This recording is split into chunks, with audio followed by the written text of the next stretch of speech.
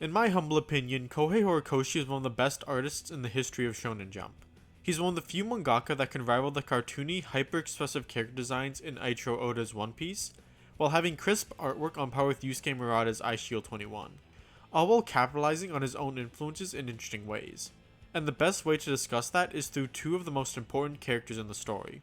Their designs are not just well constructed, they also change and evolve to perfectly illustrate their respective character arcs. So much so that I'm basically going to explain them in order to best explain why I love these designs so much. So let's jump right in and start with the big guy. All Might's design is straightforward in all the right ways while being packed with tons of interesting details. He's a homage to old comic book characters, a subversion of the trustworthy maskless hero trope, and a good tool for comedy all rolled into one. One running gag in the story is how All Might is literally drawn differently from the rest of the characters. When framed next to the others, he almost looks like he's crossing over from another series, and that's because he has this incredibly thick shading. Even in broad daylight, he's drawn like his face is next to a strong light source. This is where the depths of Horikoshi's love for Western comic books begins to show, as it's very common to find this shading style used in comics. From what I understand, this shading became popular in superhero comics because it was very effective at showing off defined, realistic muscles, or fitting diegetically into nighttime cityscapes.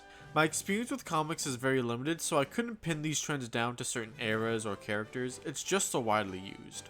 This shading reflects some of the most important elements of All Might's character, but we can save that for a bit later. The second way All Might outs the author as a Westerbu is his blatant Americanness. America is said to be the land of heroes within the setting, and it had as much influence on All Might as the IRL American comic books had on Horikoshi.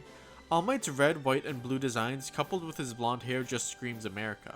All Might's smile is overtly explained over and over in the manga, so I'll skim over that. But moving up, we see his V for victory hair tufts. These add a bit of flair to his otherwise straightforward silhouette. They not only sneak the peace sign into the symbol of peace's design, but it's also completely in line with all of his characterization. Because despite all of his virtues, All Might is a total showboat. He's self-aggrandizing, not just to become a symbol, but because he also loves to win. As a result, he's fully entangled in the popularism and consumerism of celebrity culture, something that's a focal point throughout the story. As the undisputed number one, All Might defined the current age of heroes, and he is everything both good and bad about it. Heroes are virtuous, glamorous, and important people. They smile in the face of danger and give us peace of mind, but they ultimately take up more space in society than they should. Earlier I said All Might was a subversion of the trustworthy maskless hero trope, and to explain what that is, we can look at the Justice League. Batman's secret identity is integral to his character in a myriad of ways, one of which is how he wants to be a symbol of fear. The human face can only be so frightening, so he uses that bat cowl to go further. Batman doesn't want to be a friendly face, he wants to be feared, he doesn't want to be seen as human. Whereas heroes like Superman and Wonder Woman want to be trusted and approachable. They want to be symbols of hope, kindness, love, and all that jazz, so they present themselves as transparently as possible. Superman is the apex of using power in gentle and humane ways, and Wonder Woman doesn't even have a secret identity. She's open about being an Amazonian princess raised outside of our civilization. Now, of course, not all scary heroes wear masks, and not all kind heroes show their face. The Punisher and Flash are perfect counterexamples. But All Might deliberately plays with this concept. He has no mask to speak of, and judging by his reputation, if he's an analog to any American superhero, it would be Superman or Captain America. He's the strongest of us, he shines the brightest of us, and he's kind beyond doubt. Yet that old style comic book shading is constantly obscuring his face. Because even if All Might wants society to think he's trustworthy and honest, he's one of the most secretive characters in the whole story. The world can't know about One for All and how the greatest hero wasn't born naturally. After all, he wants others to aspire to be like him. So he has to present himself as exceptional, relatable, and aspirational all at once. And he succeeded. But in order to maintain that perfect illusion, he creates an undeniable distance between himself and others. He's literally drawn differently from everyone else, like he's a world apart. Even things like his age and the official name of his quirk is kept hidden, so his face while in broad daylight on full display cannot be fully exposed. This is especially apparent because we rarely ever see his eyes. Eyes are the windows to the soul, so it's noteworthy that we barely see them at all. That's why the scraggly Small Might's eyes are on full display. This is the reality. This is All Might unfiltered. His powered down skinny form appropriately looks pathetic compared to his muscle form. After transforming, whatever clothes or costumes he wore will retain their size. going from a tight fit to a baggy mess to exaggerate his skinniness. Even the two hair tufts have withered down. He is no longer victorious, he is no longer the symbol of peace as he created it. And to top it off, this design doesn't just complement the writing, but it complements the comedy as well. If the contrast between his bravado muscle form and his decrepit skeleton form wasn't funny enough, the contrast they have with Deku is. Deku is as plain looking as they come, so seeing him interact with either a skeleton or a humongous Chad lends itself naturally to comedy. The final change we see in All Might is in his final fight against All For One, and it's not just his sick Iron Man suit. His sclera changed from the ominous black back to a normal white. All Might was born quirkless, just a normal guy with a normal face. But One For All made him something greater, and even after the embers were gone, he still retained the black eyes. So while it might be related to his quirk in some way, it's not that simple. If I had to interpret their purpose, it would be that they symbolize ideals of solitude. All Might obtained them when he became the symbol of peace single-handedly, and he still retained them after the embers burned out because he still believes that a single hero had to be the center that holds society together. And we'll see them reappear on Deku during what is objectively the best arc in the story, Don't At Me. All Might's eyes go white in his final fight because he realizes he can't sit back and let Deku do everything. If he does, Deku will destroy himself. Even if he's just a quirkless nobody now, he can still be a hero. He can help Deku. After all, in Chapter 1, it was a quirkless nobody that reminded him what it meant to be a hero. He's no longer drawn differently from everyone else. And that's all I have to say about the big guy. Now let's talk about the little guy. Deku is drawn to be a very plain looking boy in a world crawling with the extraordinary. He's got freckles, but not enough to be distracting. He has green shaded hair that's pretty distinct, but he's small, awkward, and not very assertive. Most of his classmates don't even need hero costumes to stand out. They each have at least one or two defining traits at a glance. Even Sugar Boy, whose name I keep forgetting, whose only unique trait is his lips, is also a homage to Kinnikuman. And Deku is just some nerd. His first hero costume is a perfect match for his geeky fanboy energy. It looks awkward, it's transparently based on All Might with a smile in the ears, and while it's homemade with a ton of love from his mom, it still looks plain next to his classmates. They're all either extremely flashy, or low-key enough to not stand out in a bad way. Really, the only one who looks as embarrassing as Deku is Mineta. It's kinda cute, but as a result, it looks unthreatening. And if anything, the fact that his mom made it just makes it more embarrassing. It's also worth noting that Deku isn't the type of person who can give a perfect smile in the face of danger like his idol just yet. So he uses a mask to make up for that. After his first fight against Bakugo, Deku stops wearing the hooded mask. Either because he's too embarrassed to put it on again, or because he wants to push himself to use his own smile. Now there are slight changes and upgrades in Deku's costume, mainly his gloves, boots, and braces to accommodate his reckless fighting style. What I really want to discuss is the changes we see after Deku leaves UA. I've long since called this version of Deku Edgeku, so you're gonna have to listen to me say that 30 times. Edgeku takes the awkward, childish hero costume and grinds it down to a horror movie monster. If All Might was an analog to paragons like Superman or Captain America, then Edgeku is an analog for angsty anti-heroes. The two comic book characters Edgeku reminds me of the most are Spawn and Spider-Man with the Venom symbiote. Spawn in particular comes to mind because if I had to condense the original run of Spawn, I'd describe it as such. A most terrifying hobo named Spawn either fights crime in the slums or wants to brood in peace until some mythological asshole comes looking for a fight. And he barely gets a break between attackers. He's constantly tired, worn out, and depressed. He's never at 100%. And anyone who sees him immediately responds with fear, leading to a solitary, thankless existence. Even the changes that flail and move like they're alive is analogous to Edgeku's Black Whip. I'm probably bringing too much of my own experience to the analysis with this. After all, I'm certain Horikoshi has read more comics than I ever will. He probably isn't specifically referencing Spawn, I just think the comparison is fun. Deku's idealistic dreams of being a hero is represented by his goofy costume, and now it's worn down, fraying at the seams, and covered in filth. The fingers in particular stand out. They've stretched and frayed to resemble claws to make Deku look inhuman. Gran Torino's cape is a great addition as it not only makes Deku look like a wanderer, and emphasizes the damage his costume took, it's also a token of someone he cares about who spent his whole life trying and failing to stop All For One. The reality of fighting a war as a lone hero has destroyed Deku's fantasy. He no longer sees being the next All Might as a fulfilling dream that can give himself and everyone else a smile. It's a burden to bear so that he and everyone else can smile in some far-off future. All while a phony smile is plastered onto his face. The prominence of Black Whip is not only to increase the scare factor, it's to illustrate Deku's anger. as it's an ability fueled by his anger and he's lost control of it. And briefly during his fight with Shigaraki, Blackroot becomes prominent again to show that Deku is dipping back into his Edgeku mindset. He is alone fighting the greatest evil and is desperately trying not to unravel. I love Edgeku because it exaggerated all of Deku's character flaws in an engaging way. Deku's self-destructive nature and desire to imitate All Might was always the most compelling parts of his character, willing to break his body over and over in order to try and live up to All Might's legend. If he can't break his body to save others, then he's wasting his blessing and doesn't deserve it. He has to, it'd be arrogant to do otherwise. Deku tied his self-worth to his power, one for all, and with great power comes great responsibility. If he has the greatest power, he has more responsibility than anyone. It doesn't matter if he's only a kid. Edgeku is when Deku gets closest to what All Might was, and I don't mean his reputation, I mean the real All Might. A workaholic that tried to do everything and destroyed himself in the process, all while forcing a smile to give others peace of mind. Deku wants to save everyone but doesn't think he himself is worth saving. He's both the most powerful hero but also the most fragile. All the similarities his suit has with All Might only make this more clear. He's become a warped, twisted, edgy version of his idol.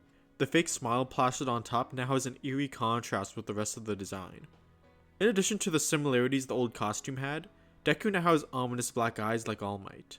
And he's the only other character that is described as being, quote, drawn differently.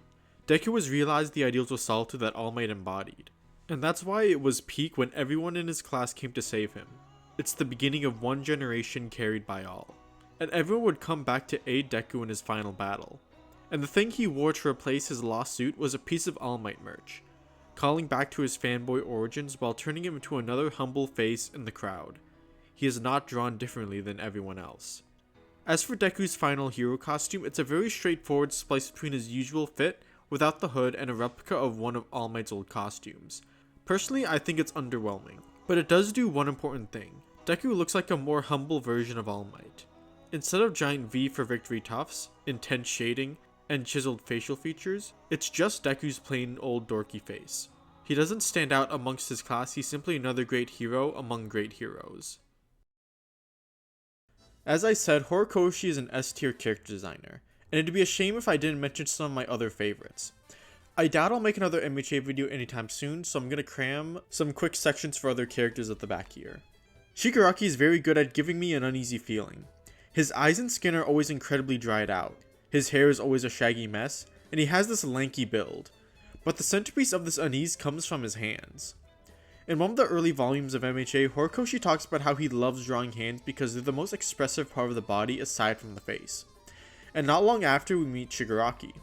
There are so many pages and spreads that feature and highlight characters' hands. And broadly speaking, hands are symbolic of two things in MHA.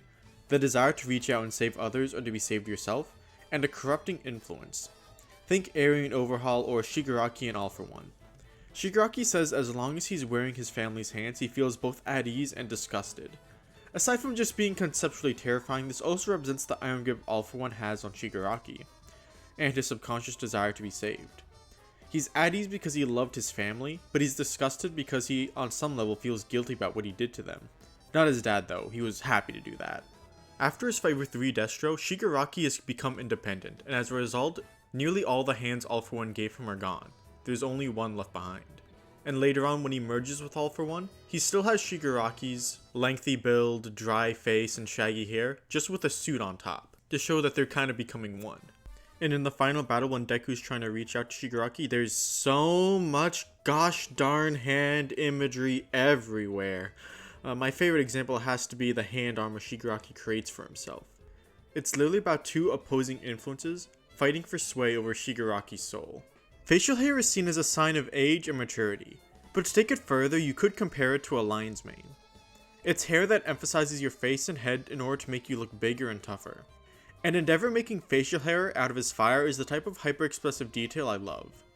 He even covers his shoulders to make them look stronger and broader. Endeavor using his quirk for this purpose is actually informative of his character, even in his first appearance.